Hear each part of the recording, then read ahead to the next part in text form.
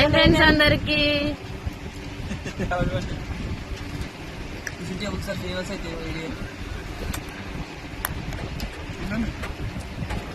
Famous గా అవుతావా నువ్వు?